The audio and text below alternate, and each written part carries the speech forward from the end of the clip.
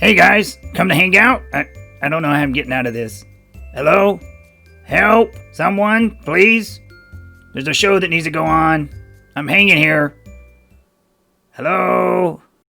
Welcome back to Creatures, Caverns, and Crafting. Today in front of me I have some decorative skulls. You can pick these up at the dollar store. They generally come around closer it gets to Halloween. You can pick these up. I am going to cut a small hole here to fit a 28mm or 20mm figure in. I think we're going to remove some of the mold lines on this, and what we're going to try to do is make ourselves a floating chariot or a skull hovercraft. I'm going to draw some inspiration from the G.I. Joe Trouble Bubble and also the Warhammer 40k servo skulls. So we're just going to kind of make that bigger. These are excellent. I think you can use these in any fantasy 40k game, post-apocalyptic game. We're going to first start off by removing the mold lines. I'm using some light grain sandpaper here. I'm also roughing up the skull. We're going to be applying some paint to this. This is a very smooth plastic, so you want to go ahead and prepare the surface for that paint. If not, you may have chipping or the paint may easily come off. So we're just going to do that, and then we're going to move on to our next step.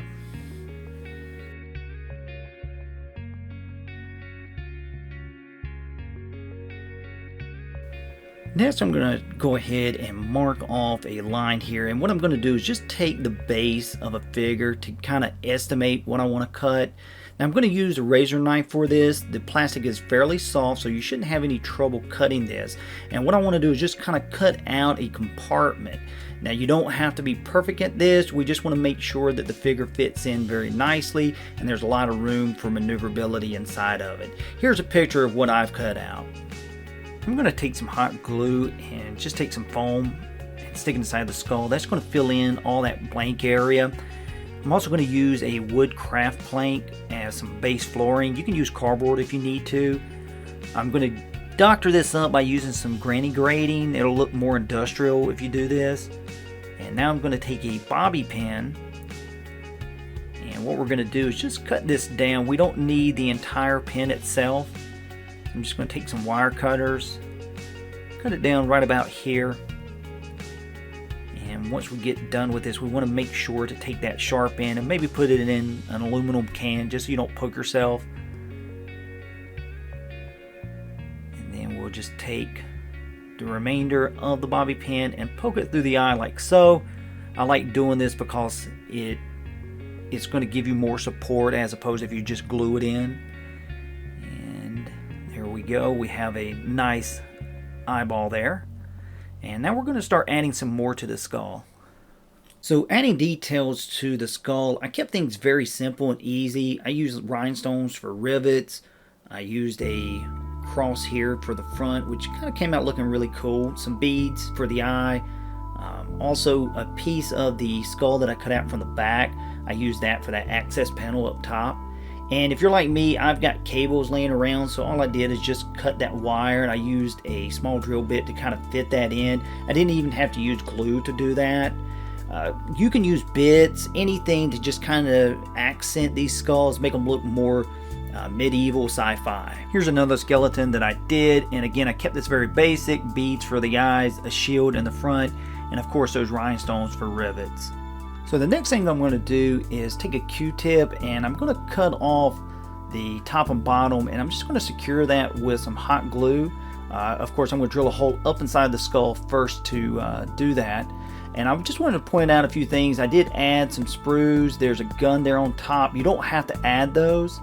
Next I'm going to take some aluminum foil, and what I want to do is just kind of wrap this around the Q-tip. Let me get a better angle for you guys. And right now I'm just kind of estimating what I'm going to need to use on this, but basically what we want to do is wrap this around. We're going to create a jet stream around that Q-tip to kind of hide it. So once I've trimmed down the foil, I'm going to take my hot glue and just go all around it. That's going to strengthen it and reinforce it. And here we have the skull, and as you can tell, I've already primed it. I did add a base. This is a larger base, but you could use a washer if you don't have a base.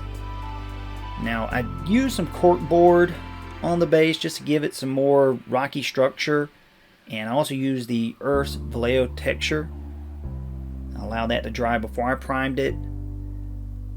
And it's looking good already. I think I'm going to prime the skull black.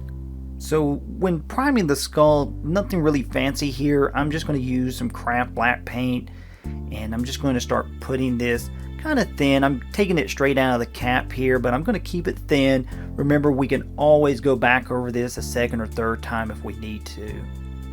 We want to make sure to get all of the skull from the top to the bottom.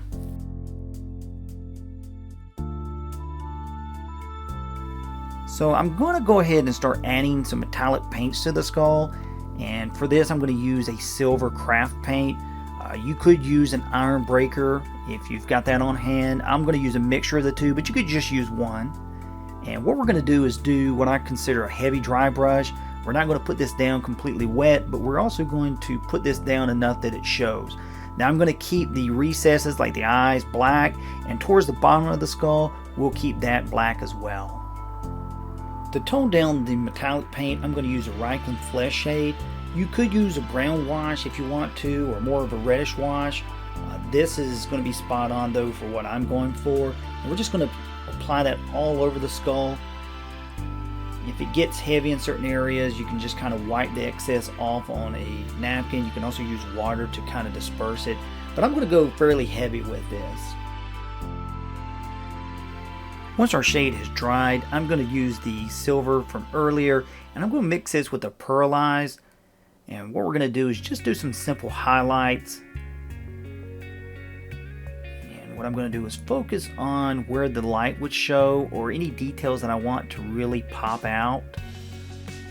We don't have to go very heavy with this. As you can see, I'm just kind of dabbing it on in those areas.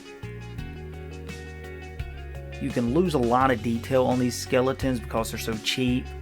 So it's very important to try to pick those out if you can. And maybe we'll add some up here to the top as well. Once we're done with the highlights, we're going to move on to detail painting. In this case, I used gold on the cross and the eyepiece. Also used varying shades of green just to kind of highlight that eye.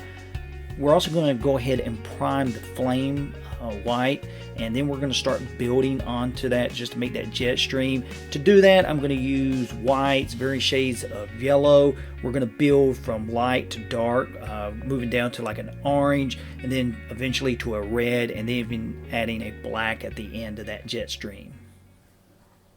So for our final touch, we're going to go ahead and paint the base. Notice I did paint the Q-tip black.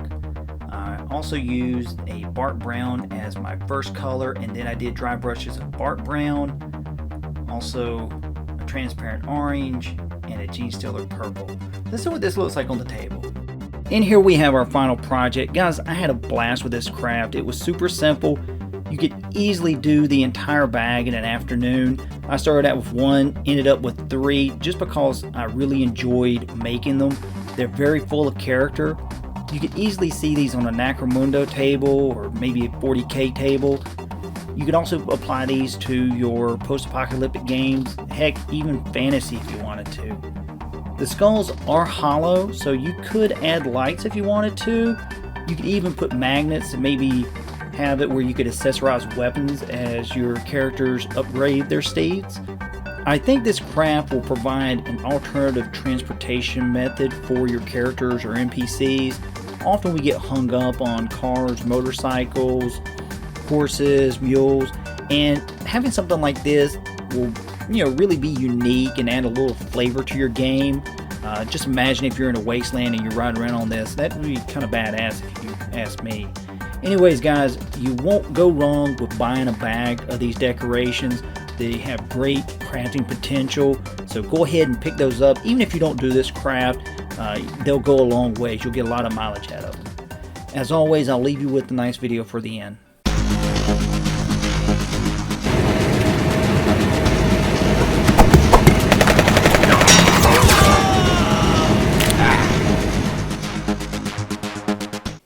Well guys, that's a wrap for this week. I hope that you enjoyed the video. I'm trying to increase the content, make it a little bit better for you. It is kind of hard sometimes, so if you have ideas for crafts that you'd like to see, just let me know in the comments down below. Also, any criticism, I'm always open to try to make the video better, and if you have something to share, just let me know and I'll try to adjust fire. Guys, it's been fun. Please be safe. I hope your friends and your family are safe. We'll catch you next week.